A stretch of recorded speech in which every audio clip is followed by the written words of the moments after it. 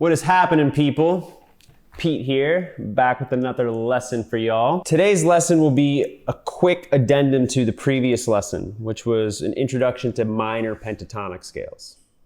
In that lesson, I showed y'all how to play the E and the A minor pentatonic scales in an open position. And at the end of that lesson, I gave you 4 exercises to practice that will help you learn those scales.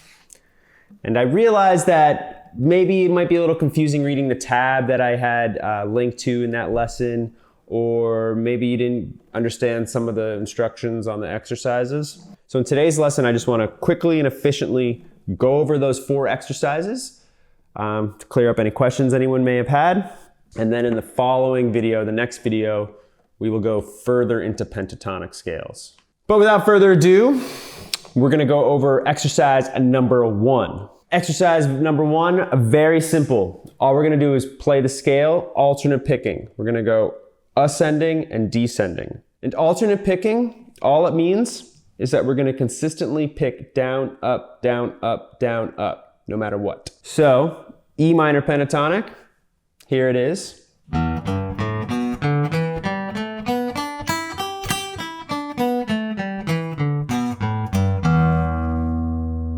Let's do that a little slower so you can see all the little nitty-gritty in there.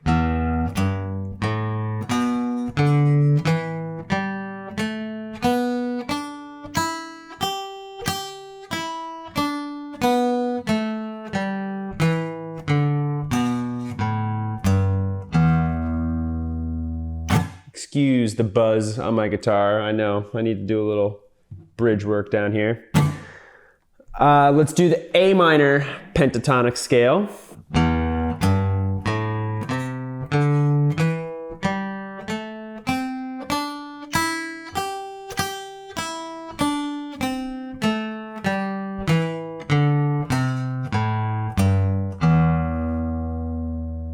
Now, really quick, let's just review one quick term that we went over in the last lesson. This idea of the tonic. So in the E minor pentatonic, I started on the tonic note. And the tonic note is just the note the scale is named after. So in the case of E minor pentatonic, my note E is the tonic. So I started on that note. But I also started on that note when I did the A minor pentatonic. So that note E is in the A minor pentatonic, but the tonic of the A minor pentatonic is A, which is your open 5th string. So you're welcome to start the scales on the 5th string, the A minor pentatonic on the 5th string.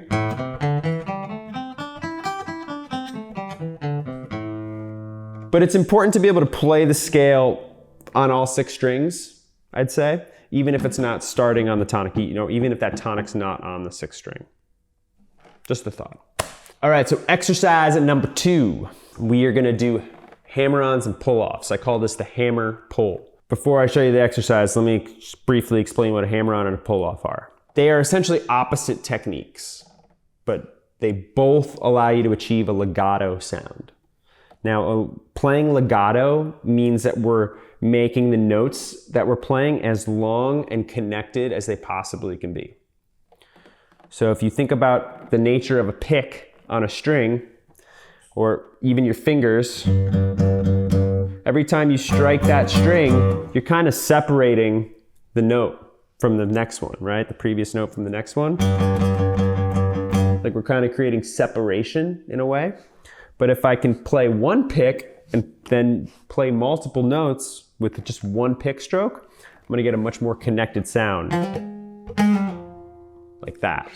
So I just used hammer-ons and pull-offs. So a hammer-on is when we play one note and then we go to a higher note without picking again. So for example, if I'm on the open D string, playing the note D, I hammered on to the note E in the 2nd fret, right? So I picked D, then hammered on to E. I like the term hammer-on a lot. It's a really good way to describe what you're doing because you're literally turning your finger into a hammer. Like you literally want to smash the hammer down on the string. But just like if you were hammering a nail or something, you want to be very precise and very controlled, or else you're gonna smash your thumb or hand or something, right?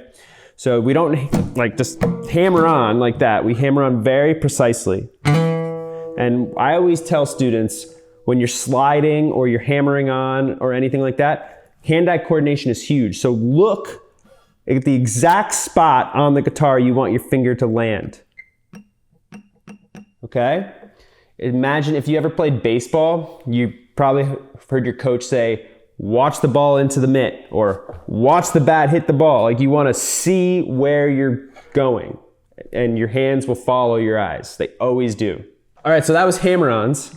Pull-offs are just the opposite. So a pull-off is when we go from a higher note to a lower note. So this would be a pull-off, E to D, like that, right? And as I pull off, I take a chunk of the string with me, like a tiny chunk, but I don't want any of the other adjacent strings to ring as I do that. All right, so just be mindful of that. But without further ado, here is the hammer pull exercise on the E minor pentatonic.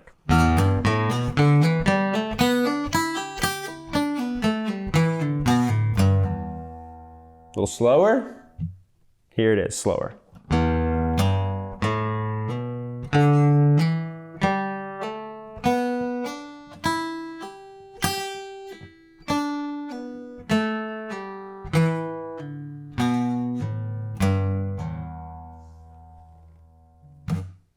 All right, let's do the A minor pentatonic.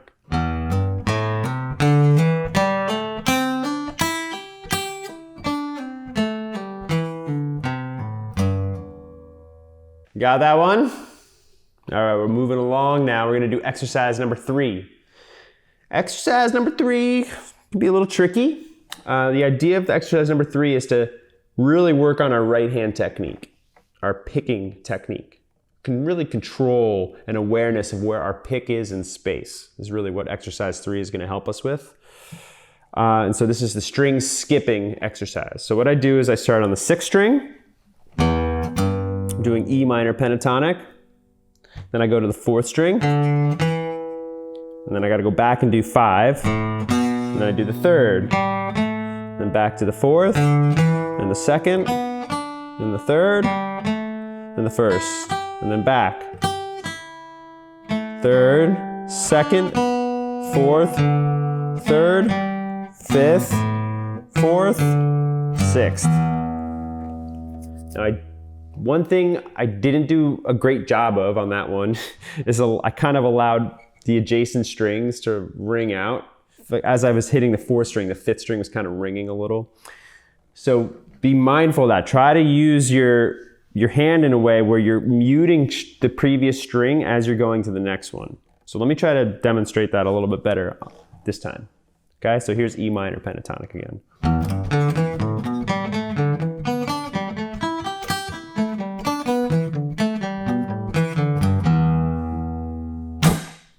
All right, that was better. Now let me show you the string skipping on the A minor pentatonic.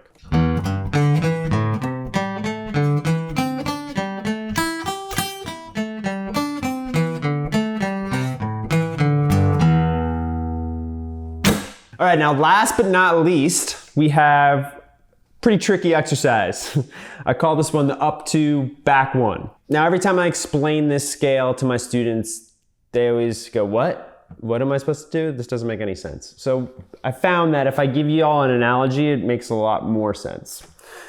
Imagine you have a staircase in front of you, and you want to get to the top of the staircase, but maybe you didn't have a chance to get your exercise in or all your steps in today. So you're gonna use this opportunity to get a few more steps in. So what you're gonna do is as you walk up the staircase, you're gonna take 2 steps, and then you're gonna take 1 backwards. Then you go up 2 steps, and then back 1. And then up 2, and then back 1. And then up 2 more, and then back 1. Okay? And you're gonna do that until you get to the top of the staircase, which you will eventually get to the top of the staircase if you do that. I think it'll take you 50% as many steps, right? 1.5 times as many steps if my math brain is working properly. So that's what you do with the scale.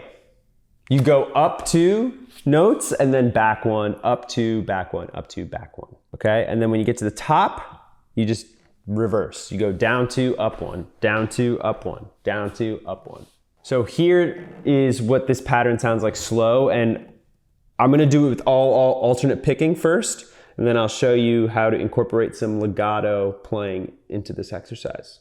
So let me just do this really slow for y'all. I'm gonna start in E minor pentatonic. So I'm gonna start with the note E, then G, A. So that was up 2 steps. Ready? E to G is 1 step, and then A was the 2nd step. Okay, think of E as the ground floor. You're on the floor, you go up 1 step to G, 1 step to A. And then you go back to G, and then A, B, and then back to A, and then B, D. All right, here it is.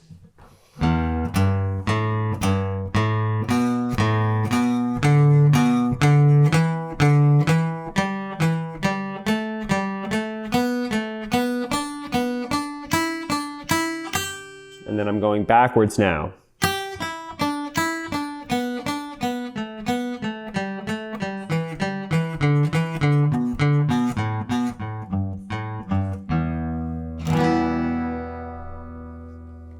Now you can also do that with hammer-ons and pull-offs. Anytime I have 2 notes consecutively on the same string, I'm going to use a hammer-on if I'm ascending, and if I'm descending, I'm going to use a pull-off. So 2 consecutive notes on the same string, like that, I'm hammering on. Then anytime I'm going to a different string, I'm going to obviously have to pick, right? All right, let me just show you that pattern. I'll go really slow so you can see where the hammer-ons and pull-offs occur.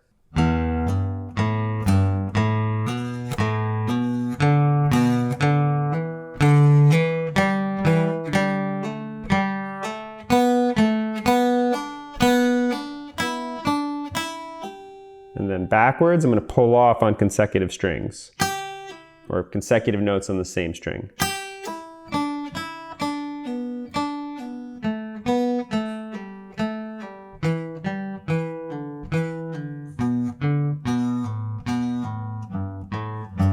All right, so let me show you the A minor pentatonic scale now. First picking, and then legato, and then we'll wrap up.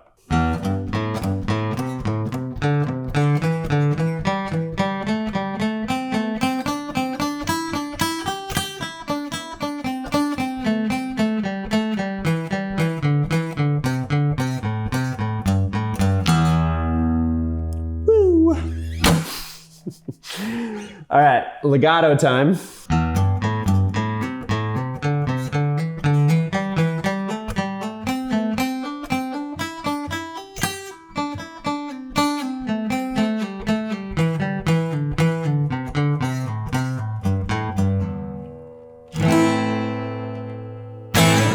All right, so those were the 4 exercises for your pentatonic scale. I would highly recommend practicing those exercises, as they will give you dexterity in your left hand, control and coordination in your right hand, and it'll just help you learn the scales better, because if you can approach scales from different angles and starting in different places in the scale and like skipping around notes and all that, you're gonna actually learn the scale better.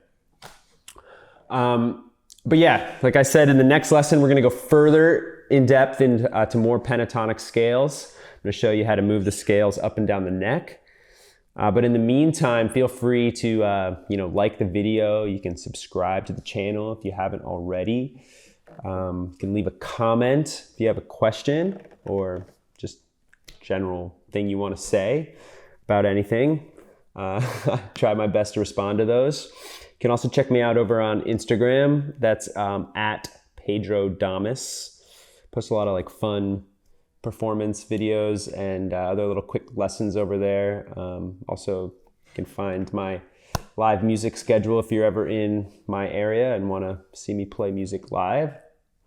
But yeah, until next time, I hope you all are happy and healthy and safe in this crazy world of ours. All right. Much love. Peace.